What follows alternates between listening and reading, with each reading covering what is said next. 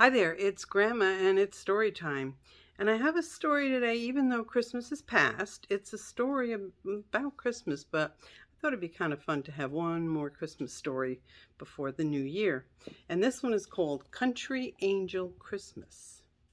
It's by Tommy DePaola, and you may recognize his name as the author who writes Stregonona stories. All right, Country Angel Christmas. Look, shouted Ari, it's St. Nicholas, Pip exclaimed. But it's not Christmas Eve, Kira said.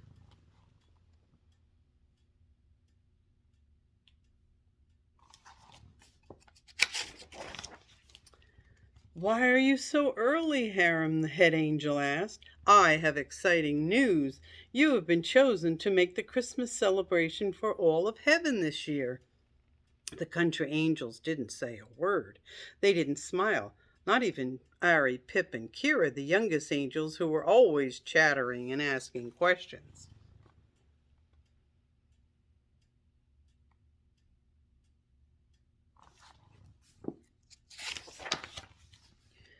What's the matter? St. Nicholas asked. Oh, St. Nicholas, Harem said, we aren't important enough for such a big occasion.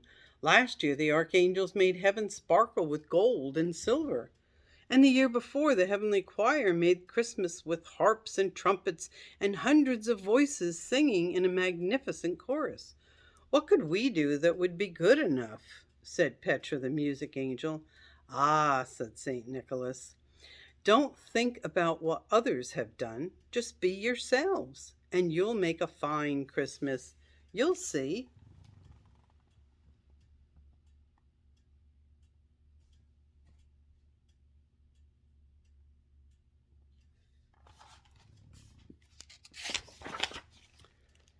The next day the country angels met in the barn. What St. Nicholas said is true, Harem said. We must all do what we do best.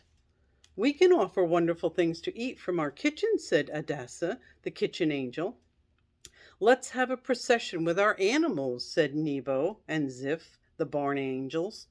Everyone began having ideas at once for wreaths of holly, banners of silk in all the heavenly colors, and songs for everyone to sing. But not in part, said Petra the music angel. It will be glorious, they all cried out. What can we do? Shouted Ari, Pip, and Kira. The best thing you can do is stay out of the way, the angels told them.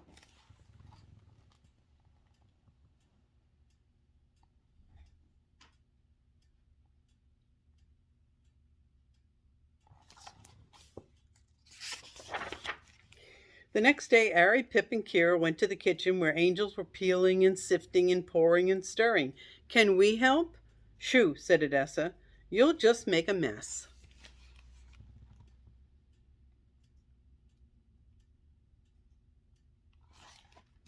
They went to the angels who were cutting pine branches, measuring ribbons, and collecting holly for the wreaths. What can we do? They asked. You're too young to do anything, Aram said.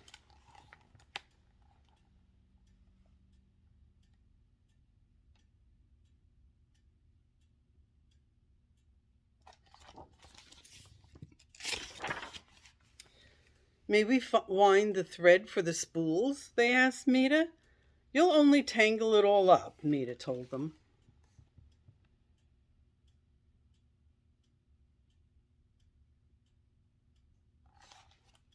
And when they tried to make music with the music angels, they were too fast or too slow.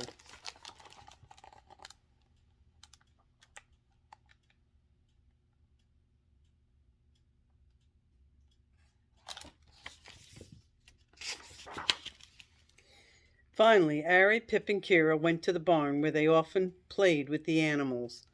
But even Nebo and Ziph had no time for them when they asked if they could help groom the animals.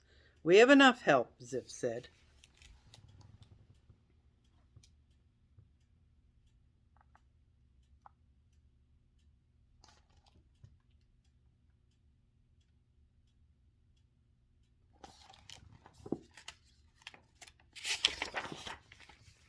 On the days that St. Nicholas came to see how the country angels were getting on, he found Ari, Pip, and Kira sitting outside the barn doing nothing. "What's the matter?" St. Nicholas asked. "Aren't you helping to get ready for Christmas?" "Oh, St. Nicholas," they told him, "no one wants us to help with anything. They think we're too young." Said St. Nicholas. "I think I have an idea." He gathered them close and whispered so that no one else could hear.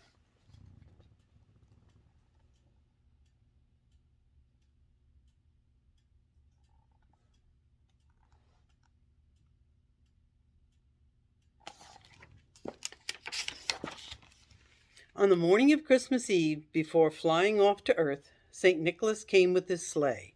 The country angels filled it with fresh straw and pine boughs to keep him warm on his journey. They put bright red quilts over each reindeer and wound holly around their harnesses.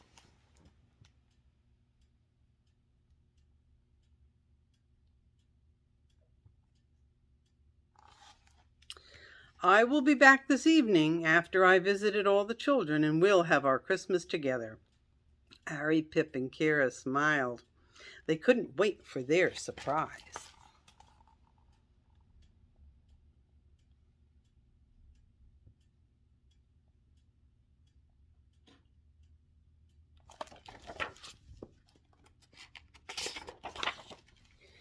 All that day the country angels worked. No one noticed that Harry, Pip, and Kira were nowhere to be seen.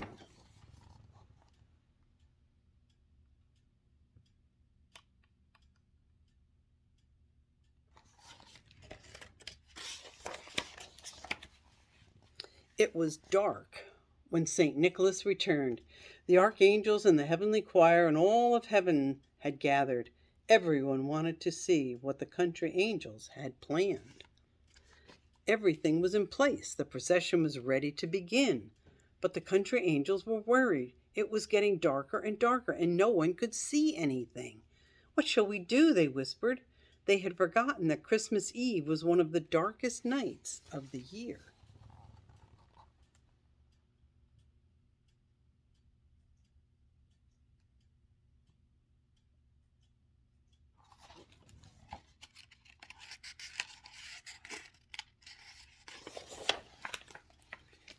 Then they heard a murmuring among the archangels. "Look," said the heavenly choir. A glow had appeared across the sky, and when the country angels turned around, they saw Ari, Pip, and Kira pulling a large star across the heavens. "The Star of Bethlehem," they cried. The hillside shone with light.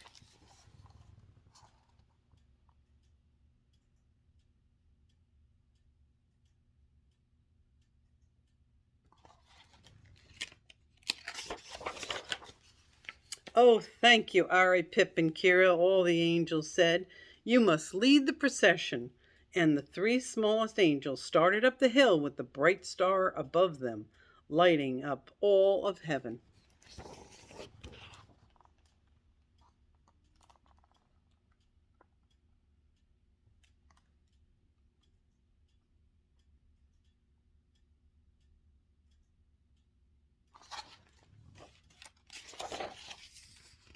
Silent night, holy night, all is calm, all is bright.